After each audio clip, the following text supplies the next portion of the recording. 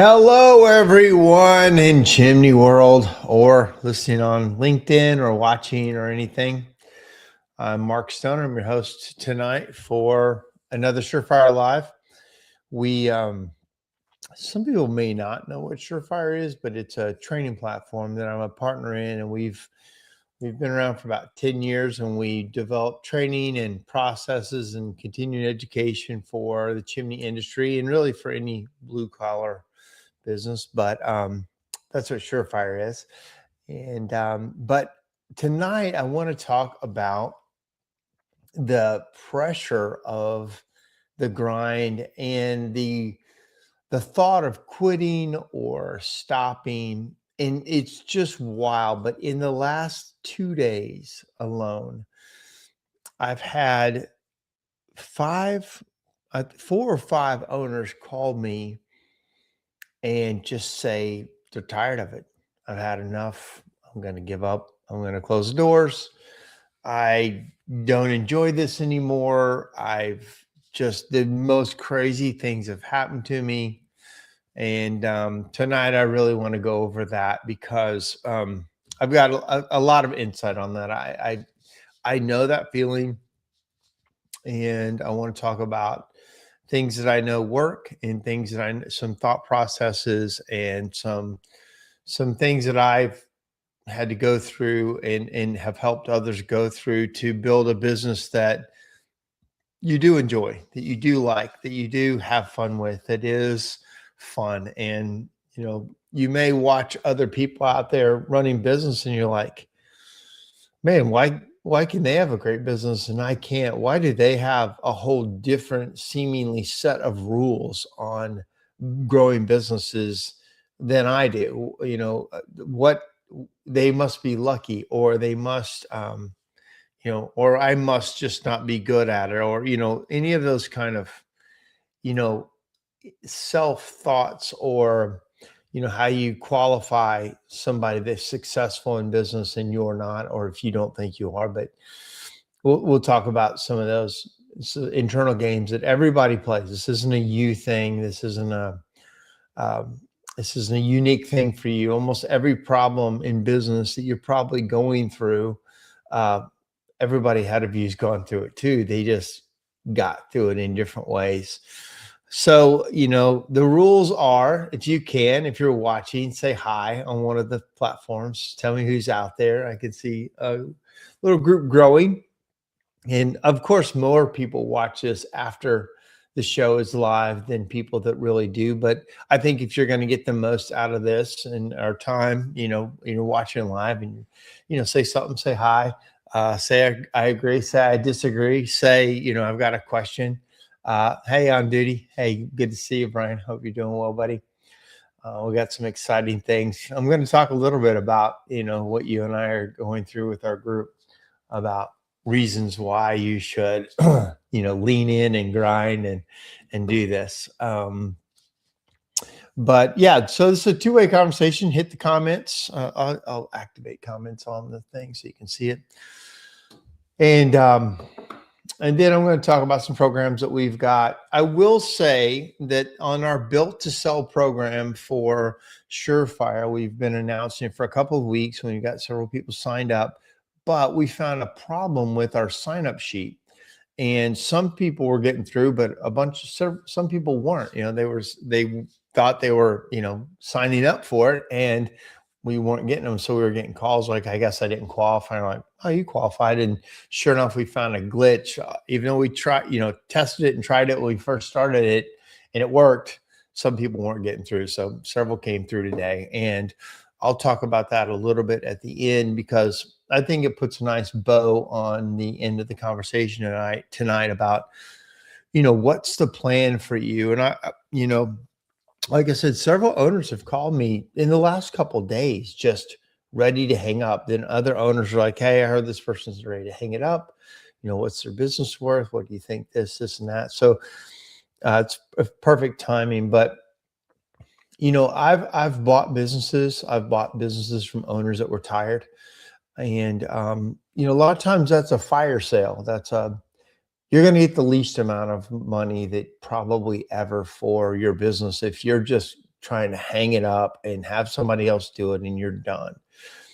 You know, one of my mentors, John Meredith, told me, Mark, you know, by the time in your 50s, you better start planning for an exit. You better start planning for, you know, because it takes several years to get your business ready sometimes.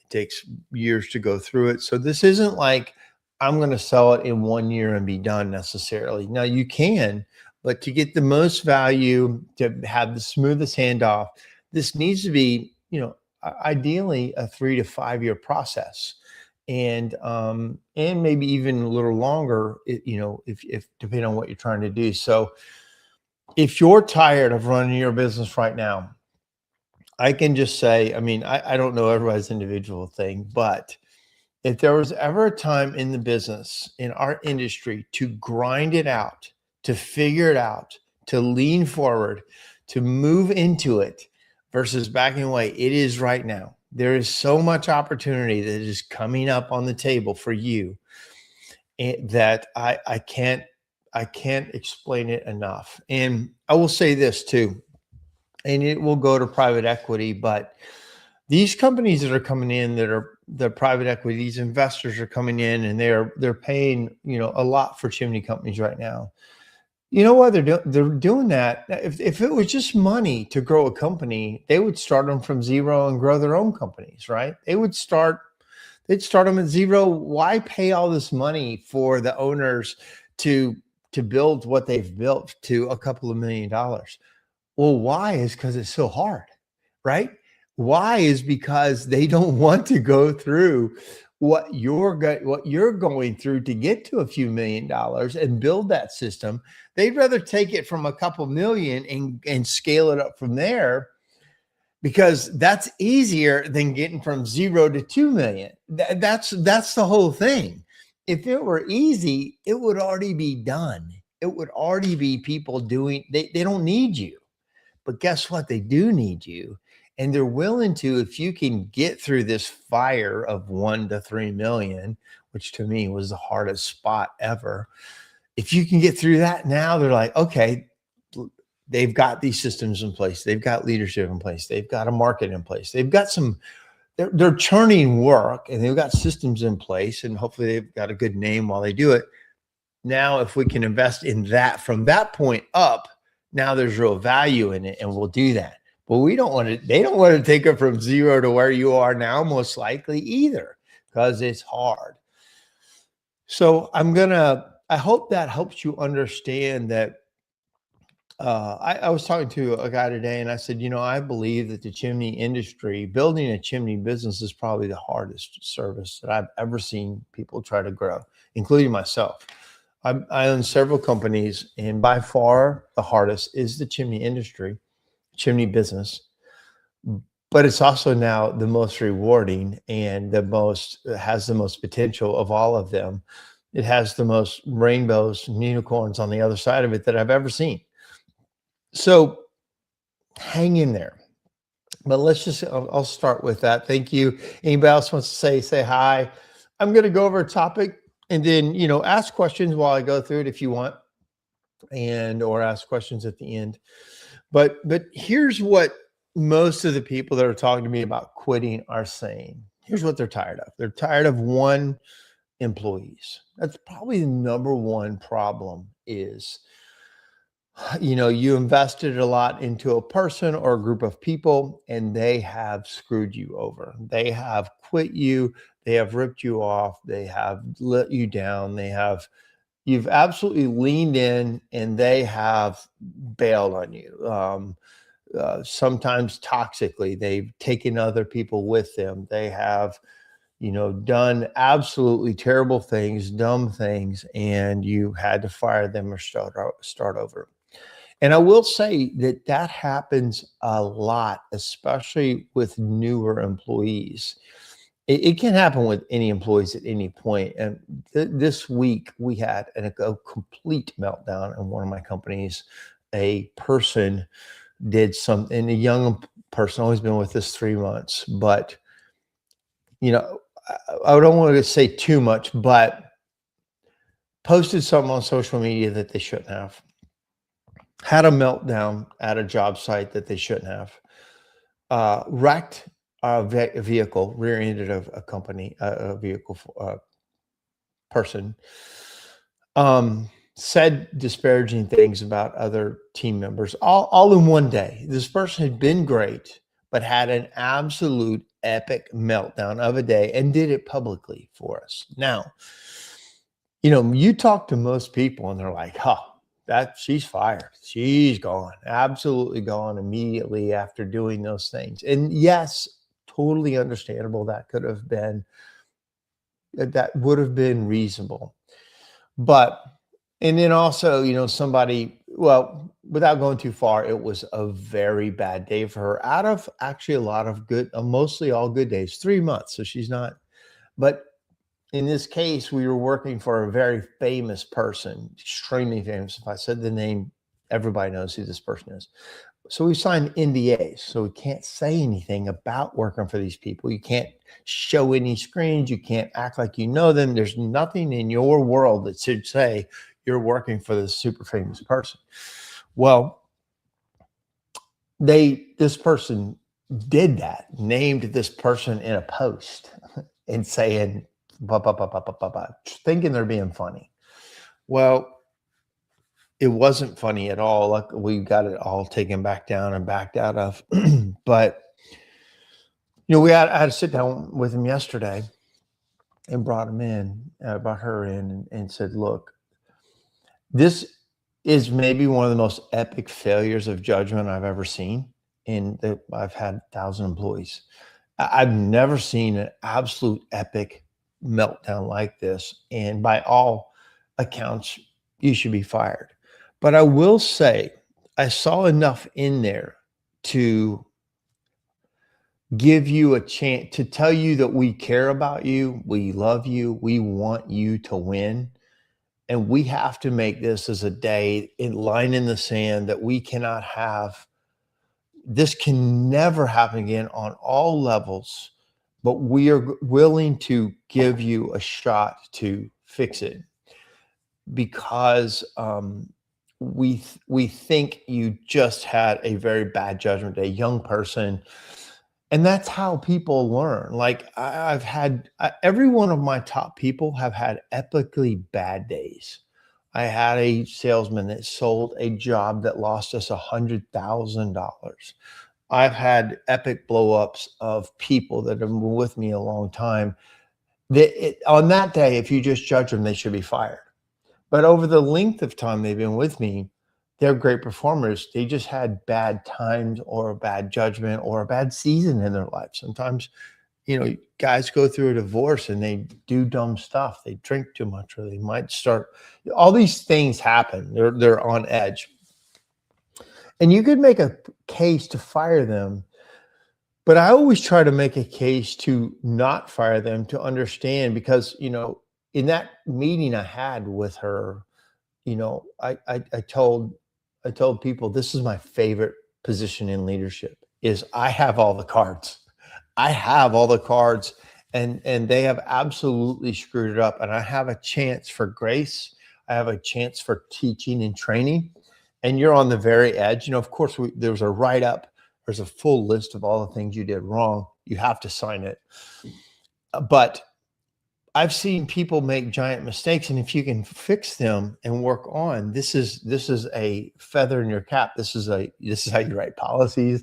This is how we go over it. Like in Ashbusters, when we have an NDA, we go over the NDA with the team that's going out on the job, and we say, hey, we're working for this person. You can't do this. You can't do that. You got to do this. Your phones have to be checked. You can't, all the things that NDA will require for you to, when you're working for famous people, or it could be anybody. We sign NDAs all the time for my powder coat company, where we can't take pictures of certain products hanging on the line. We can't take pictures and show them like how cool this is, because it may be under all kinds of reasons you can't do that. So NDAs are part of, I don't know if it's part of your deal, but it's part of my almost everyday deal. Working in Nashville, we work with famous people all the time.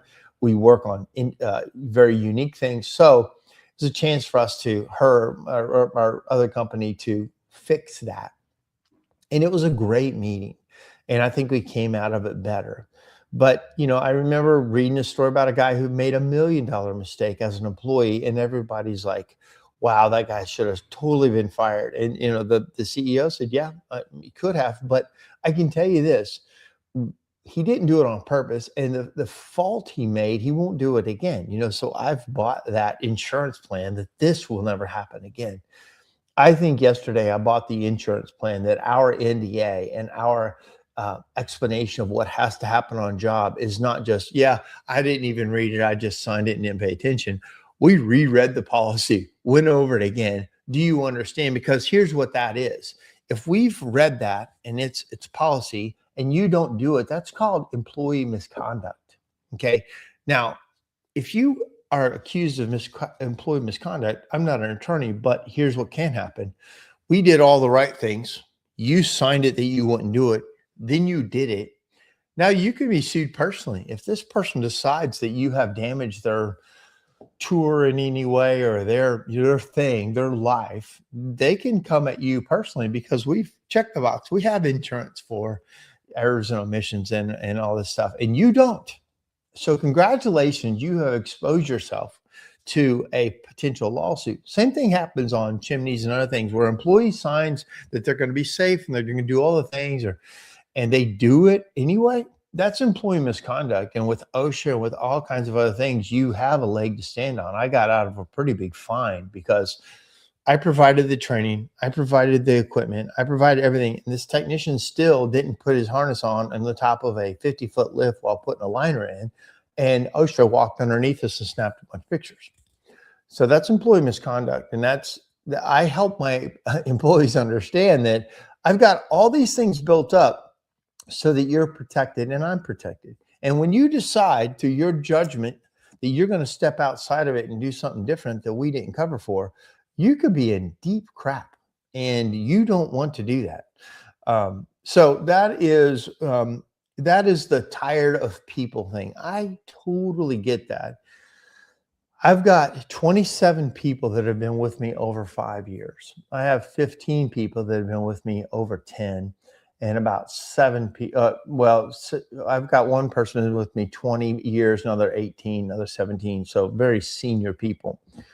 When you get people that have been with you that long, they stop making really dumb mistakes. They don't do that. Now, I'm not saying they can't, because they can, but right now, when your company is young and you've got a lot of people that are with you under 5 years, imagine them being like a 5-year-old child. It's trying to, especially when it's little, 2 to 3 years old, technician 1 to 3, it's trying to kill itself at all times. If you don't watch it and you're not there, you're like, what are you doing? Why are you, touching the hot thing, running out in the road, trying to jump off the thing? Like, that's what it's like to have new employees. Now, you don't treat your employees like children. I don't mean that, but in your mind, that's what you have. You have these people that have a little bit of knowledge and a lot of ability, and all of a sudden they are making giant messes in your business, in your company name, costing you money. It's the same as a kid.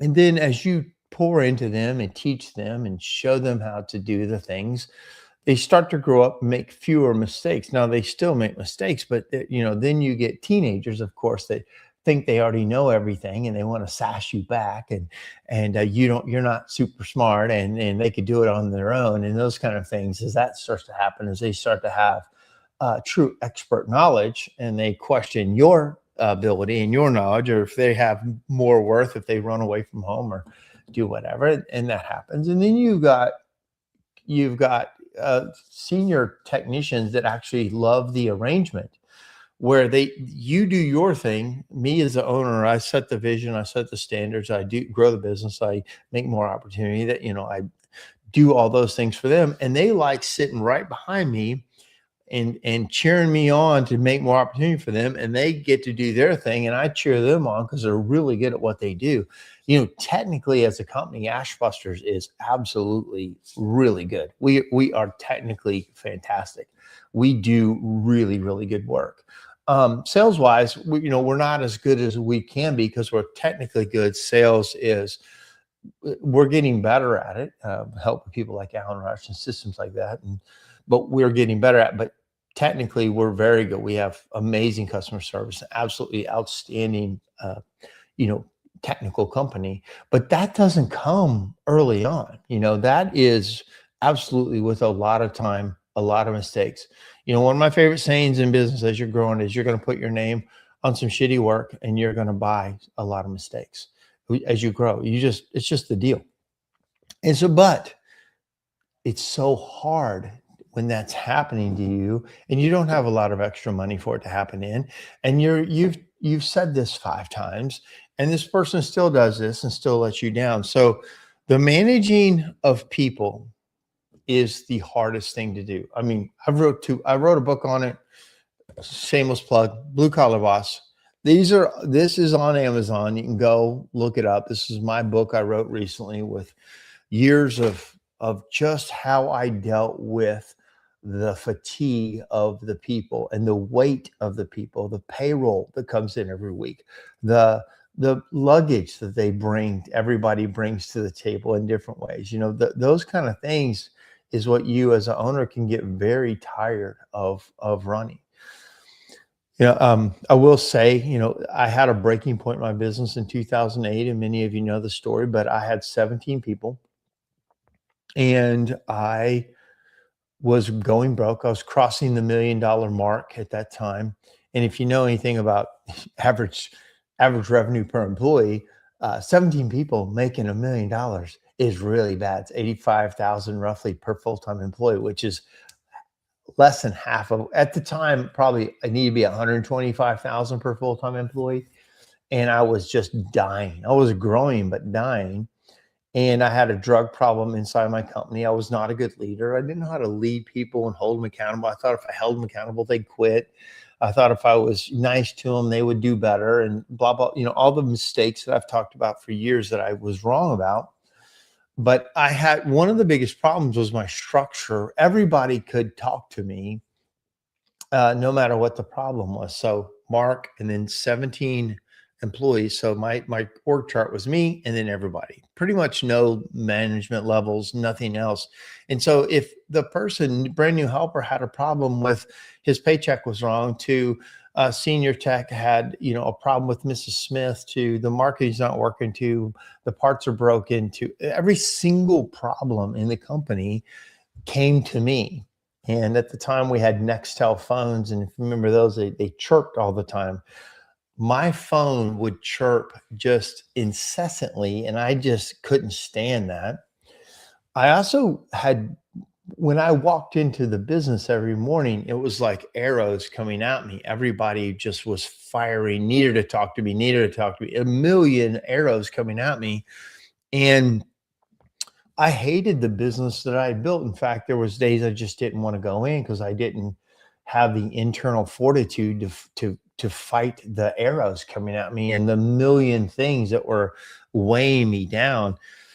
And plus I was going broke. I didn't have any money. And, I was just, everything was wrong. And, that's where you got to realize it's my fault. I'm like, well, I built this thing. All the good and the bad, which is a lot of bad right now.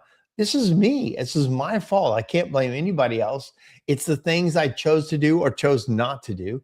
It's the people I hired or chose not to fire. It's all the things that I knew I needed SOPs and processes, but I didn't do them. I just ran. All the things you need to do that you don't do, or that have built up into this absolute firestorm that I had built. And I think I built the crappiest chimney company in the country at that time. In 2008, I was an absolute chaotic, money losing, drug using company. I'm fighting I had 5 good people out of 17. And I just kept believing all the people that were bad were actually going to get good if I could fix it, or if I could do enough, right? And I let everybody go. I went back to working by myself. I started absolutely over with me and my 14-year-old son. And I'm like, because I tried to sell the business at the time and it had no value. So I know people that in their firestorm want to just get out of the business and sell it. I got news for you. It's not a very good payday. And I thought it was worth a lot more than I was being offered, and I think at the time I was offered like $10,000 for my equipment and stuff, and I'm like, "Wow, I have really made a bad judgment call," but I've also created this total chaotic nightmare. And at that point, I decided that I'm enough of an expert technically to start this over, and I just need to learn business better. I need to learn leadership a lot. I'm not really good at leadership, and I will really focus on myself. Like, you can't blame employees. It's the safest place for me to control my world is to blame me. And that's the same for you. If you will turn the fault to yourself, now you have a chance to fix it. If you turn the fault to others, you can't fix it. There because it's you feel like it's out of your hands. It's all the reasons. It's the employees that are messing up. It's the government. It's the taxes. It's the economy. It's the whatever excuse you want to say is true. But if you will put it on you and you will say, this guy needs to get better, this girl needs to get better, I've got to fix myself, and here's what I'm going to do. Now you have hope and you have control of it. If you give it to somebody else, if you give away the control of your problems, you can say your spouse, you could say your brother, your mother, your dad, all the things. Until it's you, you can't really control it. But as soon as it is you, now you know what to work on. And funny thing I say all the time is I say, hey, just figure out how to blame me, and then we'll get through this problem a lot quicker. You guys just figure out how to blame me on the problem, and because I'm fine with that. If you want to figure out how to blame me, good. I'll figure out how my role in it can be fixed. Now, there's times obviously it's not everything's not my fault, but I don't mind that level of blame because now I can control absolutely build it up from there. Brian says 100% took me 8 years to learn this. It is a hard lesson to learn.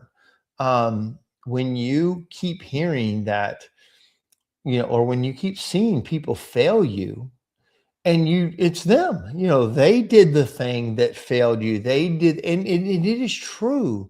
But somehow in that, you have fostered a problem that you better learn from to fix it. So, look at the person in the mirror. And for me, I knew what it was I was an expert technician and a novice business owner. I did not know business. I did not know leadership for sure. I knew how to fix chimneys. I knew how to talk to customers and write up estimates and go do the brickwork and sweep the chimney and inspect it and fix it and build it. Like, I like that. But the longer I stayed in that, the longer I could not build the business. As long as I was in the seat, I was, business wasn't really getting built. It was just a means to an end. So the employee game is the one you have to learn. Great leaders have people following them. If you don't have people following you, then you're not a great leader. If you have one person following you, then you're a little bit of a leader. If you've got 1,000 people following you, then your leadership skills are, unless you've been placed in that position. But they always say, like, the greatest leaders are a lot of times in churches because it's volunteer, and you have to manage a lot of different personalities, a lot of beliefs, a lot of free stuff. And if you can lead a big church, a lot of times it tells kind of leadership. One of my favorite leadership podcasts is the Craig Groeschel podcast. He's church leader, but he has got a million gold nuggets. I highly recommend listening to that. And for me, listening and reading leadership books helps me navigate, where I am and what I'm doing. So they're tired of managing people. They're tired of recruiting, and they're tired of cash flow problems. They're tired of customers. Let me talk to a person today. They were called out to do a level 2. The technician didn't do a level 2, didn't get under the house, and floor caught on fire. And now they're named in a lawsuit. Well, it was clear that technicians were supposed to do that, but at the same time, there may be reasons they couldn't do it and all those kind of things. But that's the problems with some of the exposure we have. And then what do you do with it when you find out there's a problem in your company? One of the things that people don't take seriously enough is your action right then. You find a safety problem and you warn them. You have an attendance problem and you talk to them. You have a sexual harassment problem and you say, hey, don't do that. You have these problems, yet your reaction to it isn't enough in case there's a problem. So, like one of the things you can't, as an owner, know about a problem and then actually not have a write up or acknowledge it immediately. One of my things I hate when an employee comes to me and says, "Hey, man, I need to tell you something, but don't tell them. Don't tell anybody about this." I'm like, you have just put me in an absolutely impossible position. So now you're unloading this pressure on me, and I've got to hold it. Like, I can't do that. Like, I'm not wired that way. I have to get rid of pressure on me as fast as I can so it doesn't build up in me. If I'm building up with secrets and I know this and can't say that, I can't do it. So I always find out a way. So I'm like, look, if you don't want me to tell, you're going to have to go tell them. So we know that this problem has been talked about, addressed. I figure a way to get it off of me because I can't build stress on me. It has to come off of me, or I couldn't do this. But that leadership thing is you have to, again, one of my favorite sayings is when I was like a $2 million company and it was too much. It was between 1 and 2 million is an incredible stress factor. I mean, it's incredible. Getting to 1 million, you think you're going to have a ton of money and you don't. And then 1 million to 2, it can start to get better, but that 3 truck, place that a lot of people are stuck at is very real and very hard to get through. I think I lost my track about what I was trying to get to on, but I would tell myself this. I would say, look, Mark, if you can't handle a $2 million business in the world of business, that's not a big business.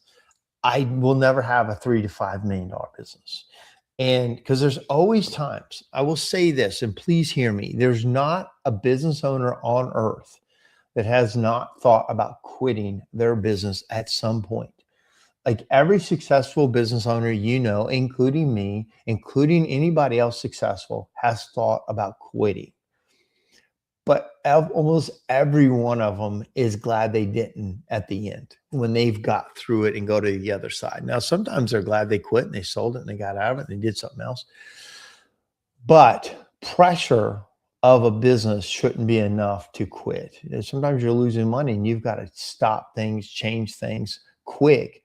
But the business itself isn't the problem. It's the systems that you failed to build, the people you failed to build, your leadership skills that you failed to develop. And you're like, and if it's the same thing is happening over and over, it's you. If you can't get people to stay working for you, it's either you or the process you're putting them into. Because I've met some great owners that cannot keep people. Now, I don't know what it's like to work for you, but there's something wrong. I don't lose people. Like when people come to work for me, I mean, I shouldn't say it. There have been times that I've had, some higher turnover, but people stay with us. They're not going anywhere. There's a stability to it. There's a known factor. There's all the things that make people want to stay. When we hire somebody, we think they're going to stay for a very long time. Sometimes things come up for sure, but in general, the majority of my employees have been with me super long time. Like I said, I got 28 people been with me over 5 years. That makes it pretty easy to run a business. So I would, again, leadership is your key. That is in a self-assessment of how your leadership is. But if nobody's following you and nobody's staying, you got a leadership problem. You got an internal, you can't see in the mirror what's really there. You imagine one thing, but the reality is it's not that, is my guess. All right, I've talked a lot. I've been at 34 minutes. Feels like I just started. 34 minutes. Any questions or thoughts? Or I'm talking directly to you. And if this is ringing true, it's kind of like when you listen. I don't know your situation. It's kind of like when you're listening to somebody in church, a preacher, and you're like, man, is he talking to me and talking about me? And I'm not, but because the problems are so common. This is a standard problem with what you're going through. I think to know that these are standard problems can help you also understand that it's fixable. And we all had to go through it to get to this other side, right? So I made some other notes. Are you tired of your business or are you done with your business? Those are two different. A lot of business owners are exhausted. I think we've come through a lot and you're tired. You've had enough of the daily grind. And what you're putting yourself through is very tiring. But I think, if you're done, it's like a light bulb and the filament burned out. It doesn't matter how much power, pressure you put behind it, it's not going to light back up. For me, I've always had to re-energize myself when I feel burnout or feel done. I've had to figure out something else that keeps me going to the next thing. It might be somebody ahead of me. It might be somebody growing fast and it's exciting. It might be going to a different conference with a different industry, or it may be just going to our own national events and getting around people and listening to people talk about growth, and maybe getting a mentor or a coach, or talking to another business owner. Talk to me, call me. I get calls all the time, and I like it. A lot of people go, I know you're super busy. I thank you for taking my call. I got this situation, and man, if I got time to talk to you, I love talking to you. So I mean, count me on your team. I love chimney owners that are working to be successful. I also know every single chimney owner has been stressed to the max and ready to quit. I don't care how big they are. The biggest companies have all had owners ready to throw in the towel. They've had enough of this crap. Congratulations. Oh, Blue Collar Gold kept me from quitting. Thank you, Brian. It was my first book. I wrote it like 10 years ago. And it was about my journey from zero, from starting, putting the top hat on and knocking on doors, all the way to building at that time a $5 million company, and the lessons I had learned. And thank you for saying that. That book sold about 50,000 copies. It really took off. And it was really a great groundwork for building the service company.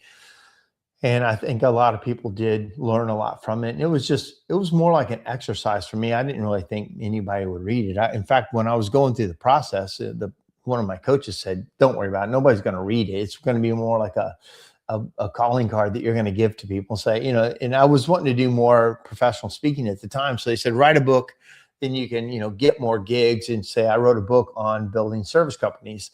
Well, it happened to take off and it got a lot of notoriety, and it went pretty wild for us. And I'm super happy for that. So thank you for saying that, Brian. But it was just a lesson in what went wrong for me. And so hopefully when you listen to other business owners say that, so I had a meeting with a handyman service this week. And they were so stressed, they did not want any more sales. And one of the brothers was the main sales guy. And the operator said, hey, he needs to stop selling. I said, absolutely not. You need to grow and get out of your comfort zone, man. You got the emergency brake pulled back on this business. And that's not what business is for, man.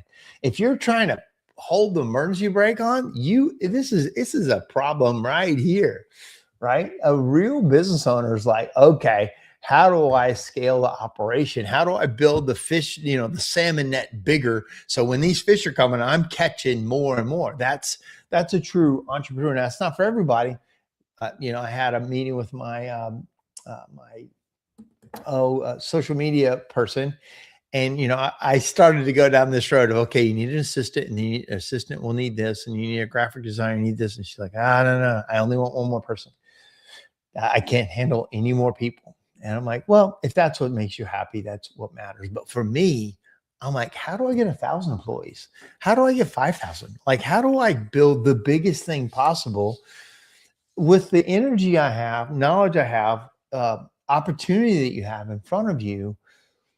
I think for me, it's almost like, why would I put a brake on that? If I'm being blessed with the ability to do this and the opportunity, why not try? Why not try everything I can and to grow the company? And again, you when you're at these certain sticking points, the answer is not to retreat. The answer is through. The answer is the opportunity is looking at that problem right in the face and figuring out what's on the other side of it. Sometimes you need people like me or other people that are ahead of you to say, this is what's on the other side of that door. You're in the fog of war and you can't see and you're pissed and all the things are bad. And we can say, look, right here is where you have to get through so you can see the rainbow on the other side, or the opportunity on the other side, or the chance to go to the next step. Again, if you can't handle where you are, you don't get any more. And you might say, fine, Mark, I don't want any more. Are you sure about that? Are you sure you don't want what's on the other side of that? Because it's a wild life if you can really build a big service company that runs, it does a great job, and you don't have to run it. You do. I like running it. I show up. I'm there probably 3 mornings out of the day or out of the week. And I love being with the guys in the mornings, getting the show going, talking, but everybody else is doing the work. I'm not doing the work. I'm just there to talk to everybody and give some color on the day or something, or be fun and get the day going and have a good meeting, or pour into people and listen to their problems and help them in their life. And it's hard work.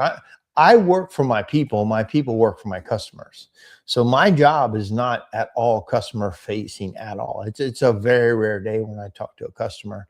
I don't know if I've talked to a customer in a year, but I work for my people. I work for them. And that's my job every day. Come in. How can I give you more opportunity? How can I make your life better? How can I build into you? How can I pour into you? I've got a bunch of guys in my powder coat company that are work release guys. And those are my favorite guys to pour into, because, they're in jail and they come to work for us to get out of jail. So they love working. And in general, they're great guys. They're really good guys, especially when they, when they they're in a box. Basically, they the sheriff brings them, they unload them, they get out, they go work, they can't have a phone, they have their break times, and they just get to work, and they'd rather come work for me than to sit in jail, so they can't wait to work. But that's a great time to pour into people and talk to them. And I'm like, hey man, what are you in for? What happened? And they tell you, and really you can tell they're not trying to cover it up. They're like, most of the time it was something about selling drugs or DUI or something. And I used to have a lot of faith that they could get better. But I only have faith in them. I used to think if I could really pour into them, I could really change some lives. But I can't. I have to talk to them though, like I would anybody else. Talking to them like a man. Talking to them like an employee, not like a prisoner. Not looking down on them. Giving them all the grace I would anybody else. Cheering them up. Telling them to get their. I always ask them how old they are. I'm like, how old are you? And it'll be like 35. I'm like, dude, you're too old to be making these mistakes. What are you doing? Like, I will talk super straight to them, and I'll tell them, here's what you have to do. I can't do it for you. And I will lay it out. I give them books to read. They've all read my book. They've read How to Win Friends and Influence People. And I pour into them. And many times these guys get out and they reach back out and say, man, the time with you, I reoffended. I did this, but I got back out and I remember this. And that's the good stuff. And I do that with my employees at Ashbusters too. Got a question: how do your employees react when it was announced that you sold the company? So that's a weird, yet it's really messaging for that. So in that, basically I sold. Ashbusters was a DBA under Stoner Enterprises, my company. So I sold that. Stoner Enterprises owning Ashbusters. Stoner Enterprises owns other businesses, but the companies that they bought, now the Chimney Collective owns Stoner Enterprises, but I own a chunk of Chimney Collective. So I switched from 100% ownership to a percentage ownership of a bigger company. And what I did for my employees was I took a slice of my money that I got, when we initially did that, and I gave them all really nice checks last week. And, I had 26 pretty large checks to these people. Everybody over 5 years qualified. And I showed them, hey, I got a chunk for selling the business. I'm going to share that with you guys.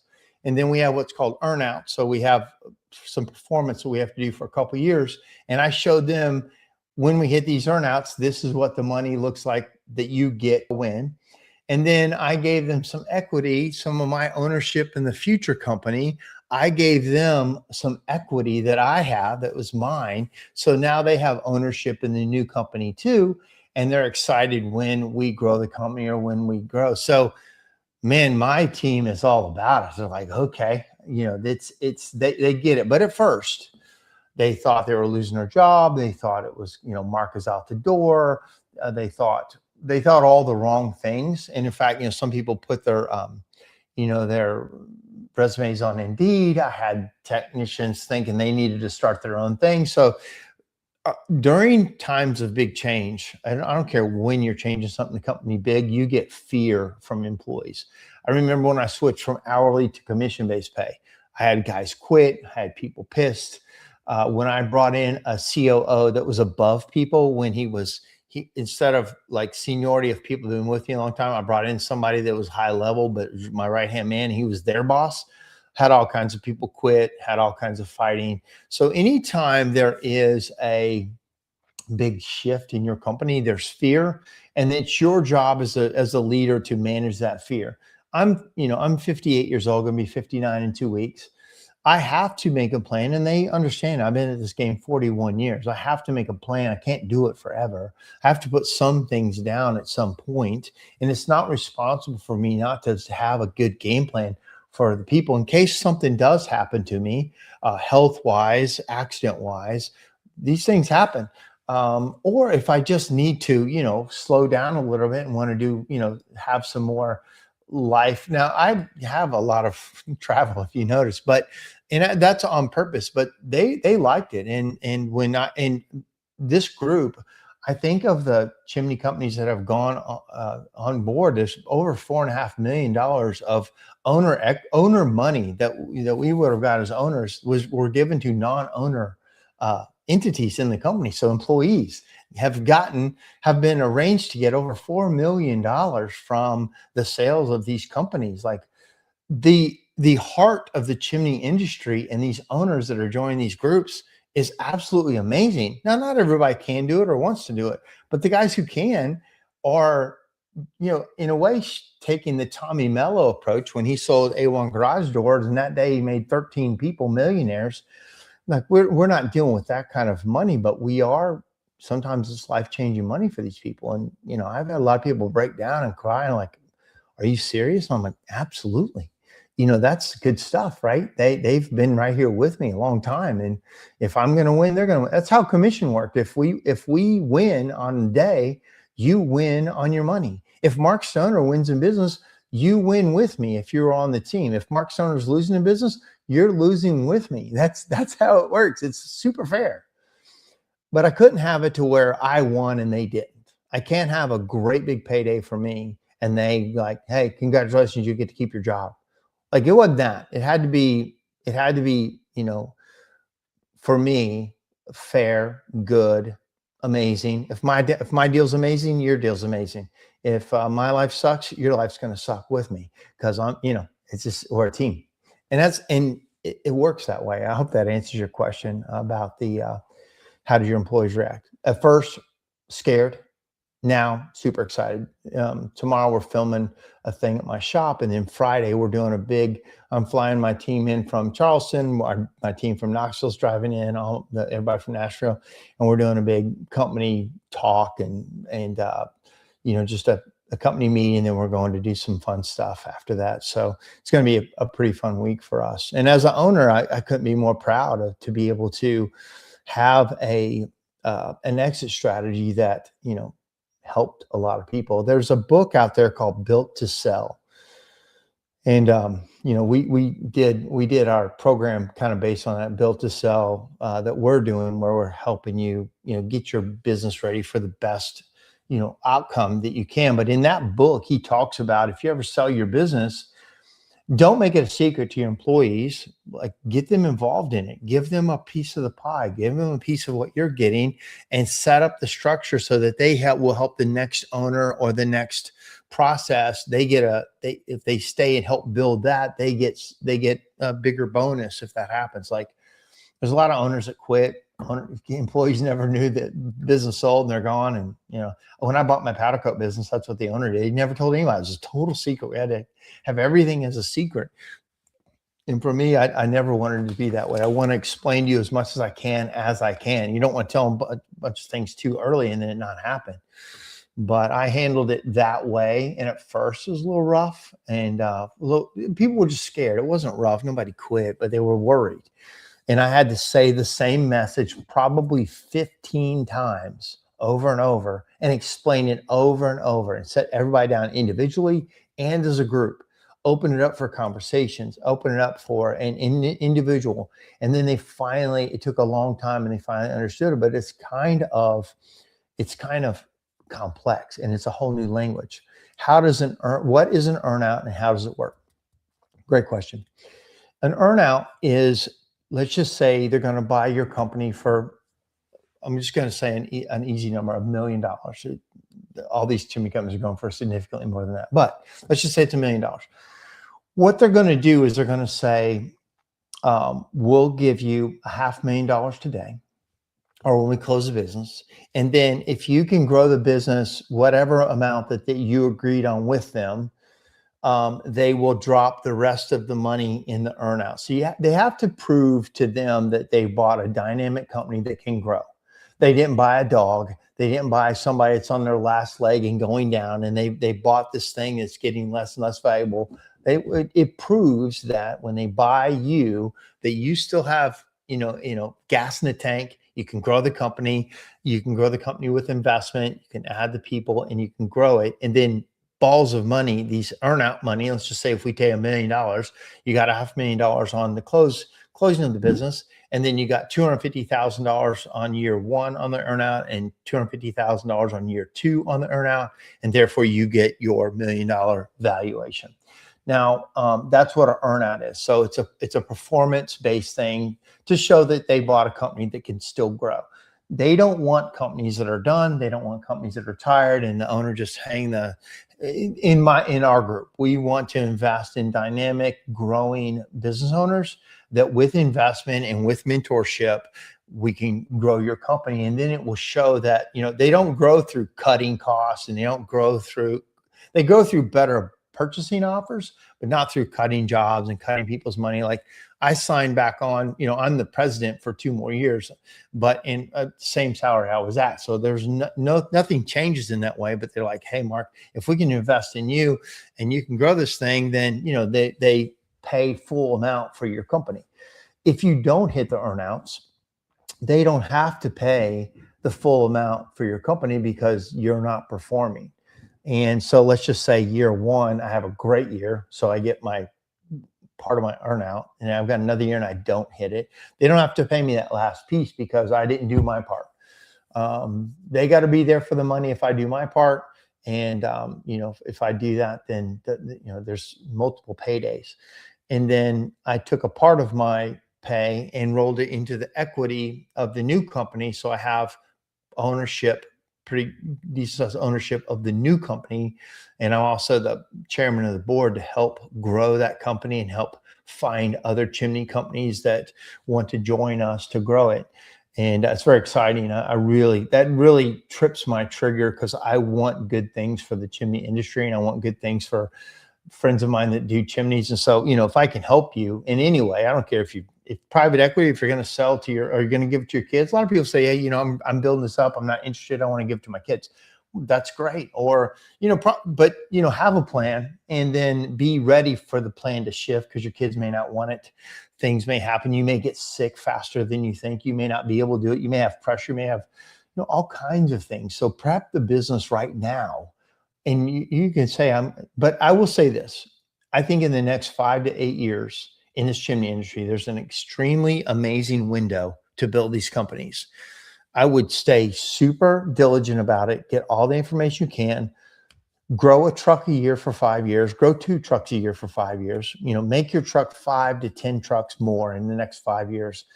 There's a significant value that you're building in your chimney company that other people will find value in if that sounds good to you. If it doesn't, and keep doing your thing. Nobody's telling you you need to do this. I'm just saying the opportunity is there and it's never been there before.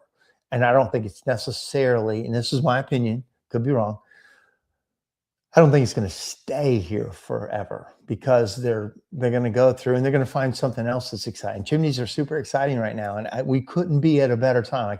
I don't know how much clearer I can be about that. That should excite you because you're in a business that has a lot of options, which it never had a year ago, but they're out there. But hopefully that answers your question about what an earnout is. It's so you get the full valuation of your company. Now, some companies don't go through an earnout. Some they might come to you, and I put this offer on the table. I said, well, what if I just sell 100% and I'm done? Like, you can do that. Clearly, Ashbusters has a lot of enterprise value, but it's not worth as much as if you'll stay on with us and grow the company. We'll have a lot better offer for you at that point. And so that's where an earnout comes, and they give you more money basically than they would. If you want to sell and be done, that's a number. If you want to sell and grow it, that's a bigger number. And I've said, oh, I can grow this thing, no problem. I just have to focus, more on it. And, I know exactly how to grow this company. So let's go. So hopefully that answers you on what an earnout is. But I will say, we are going through, we have a program. Let me just go over it real quick. It's called Built to Sell. And let me see if I've got where is my banner? Where's my banner? It's called Built to Sell. And the website is Surefire B2S. Here it is. Surefire that's Sweetboy Cancer. That's not it. Surefire B2S right here. This is our program that we built. There's some of the private equity guys are going to talk to everybody, explain a lot of these things, see why they like the chimney industry and what's interesting. They're going to give you an evaluation of your company. No, there's no pressure. There's no issues. They're just going to say, this is what your business is probably worth. And you could say, oh, that's great. Or, I need to make more. And then our 10-month program is going to, one, get you mentally ready to grow, because that's a big part of what I'm talking about tonight is how you think about it. So our starting thing is with a business growth coach, Steve. I'm drawing a blank on his name. He's worked with us a lot, and he gets you mentally ready and put some armor around you to go through this thing. And then we have the private equity investors that can talk to you. We've got people that have bought businesses, and mostly several people that have sold businesses. And we got several people that sold, like one of them sold a $100 million company. We've got several people that are in this process to help you know what we're talking about. And then we're going to do a final evaluation in 10 months to see if you've moved the needle the right way or what problems you had, so that inside and out what we're talking about and what your business is worth, and then what you need to do to get the valuation. Or you may say, hey, that's because when I went into this program, or when they first started talking to me, I had a number in mind that I'm like, if I get this number, I could be done. You need to have that number yourself. You need to have that number, that if you're thinking about doing something else or selling the business or pivoting, depending on your age or whatever you want to do in life, have that number. Like, if this number comes around, I'll do it. And if that number comes around in this program and it's not there, you're like, we call it chopping wood. Here's the wood I need to chop to get there. And I got some friends of mine that the offer wasn't quite as good as they want. It was good, but it wasn't quite as good. And they got to chop wood. We got to chop wood for a year and a half and get there. And, that's kind of the game that we're playing. How to grow these companies, how to service more customers, how to have an exit strategy that has real value and can set you up for an amazing life. That's what this is about. So, well, guys, I've been at it for a minute. We're right on an hour now. I had a crowd built and stayed with me, so that means a lot to me. That hopefully I said some things that were educational and helpful. If you want more information on the B2, go to this website right here, surefireb2s.com. It lays out what we're going to do, who's going to be speaking, what we're going to be talking about. You come to Nashville at first. We're having a big kickoff party at my shop. It's always helpful to go to people's shop and see what they do. You'll learn a lot just by coming to Nashville, being around people of the same mindset. talking the same language. And then we're going to do a lot of, online stuff. And then we're going to have a final party in St. Thomas. Yep, Surefire B2S. So I have the right Surefire B2S. Surefire. Yeah, that's Maddie. She's our assistant. She's our marketing director now. She got a new title, Title Town. And so she's one of the people that helps navigate this and helps us put this on. So, and then we're gonna end up with a party in the Caribbean. We're thinking maybe St. Thomas, but we're not quite sure yet. We always like to have some kind of celebration at the end. Us as business owners, a lot of times we don't celebrate enough. We don't cheer each other on enough. We're kind of in our own little island, own little, silos, as they say. And man, I like being around people with energy. I mean, I think it's refreshing to be around people that are in a similar journey, similar problems, similar struggles, and to see people win. Like, to me, that just gives me all kinds of energy. So that's what we're going to do. We'd love you to be joined. It doesn't matter where you are in business. You could be $500,000 company or less. You could be a $5 million company or more. This is an educational piece. This is so you really know what everybody's talking about. You know what you have, and there's no embarrassment. Like, doesn't matter how big you are. It took me 17 years to get past $1 million in business. 17 years. Like, that's way too long. But if I would have known some of these things early on, I could have gone so much faster. And you have a lot of access to more information now and it shouldn't take that long. And, Anthony Valerio is a fantastic example of, like, I think he's 7 years to $14 million, I think is a rough number that he got to, like, fastest growing chimney company I've ever seen, maybe that there's ever been. He's on our team. You can do it. And he's not in an amazing market by any means. He's just an amazing leader and implementer. And it's not luck. It's not fortune. It's this guy just grinds. And I grind. I just grind every day. And I think if you grind in the right way, it starts to really pay off. There's another book called Atomic Habits that you should look at. James Clear is the author, Atomic Habits.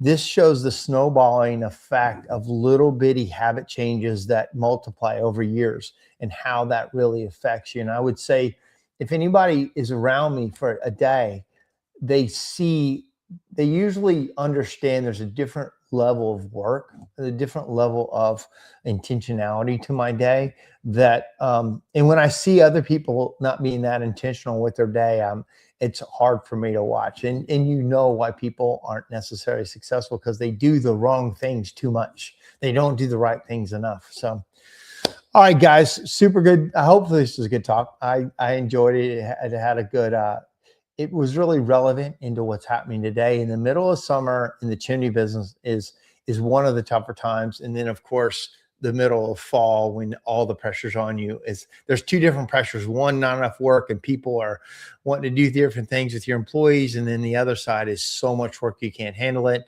and the issues that comes. So that's just what business is, man. It's solving problems every day. It's not that you don't get problems. You just get different problems as you build this thing. So, all right, guys, thank you for everything. We'll talk to you soon. See you next week.